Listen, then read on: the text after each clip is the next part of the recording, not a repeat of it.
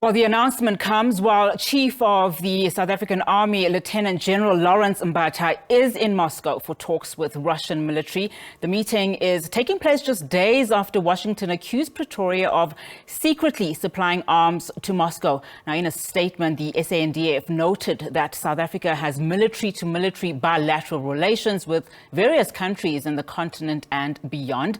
The statement added that the SANDF receives numerous military delegations into the country and sends its own delegation to other countries to discuss matters of mutual interest.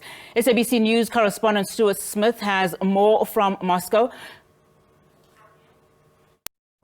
The trip was long planned, according to the South African National Defence Force, but it does come at a difficult time for South Africa when there is intense scrutiny on the relations it has with Russia. These military officials coming here to Moscow say they were interested in a few things: to discuss bilateral military cooperation, to discuss projects that could improve the combat readiness of the armed forces of both countries, and also look into further cooperation between the countries' ground forces. We've seen similar military cooperation recently, earlier this year, when the navies of South Africa, China and Russia undertook military drills, and this seems to be a way to further that kind of working together. But also, as part of this trip, the military officials in Moscow went to visit a military educational facility, but also an enterprise, of at least one enterprise anyway, of the military industrial complex. Now, what's not clear throughout all of this, neither the Russian Ministry of Defense nor any sources in Russian media seem to know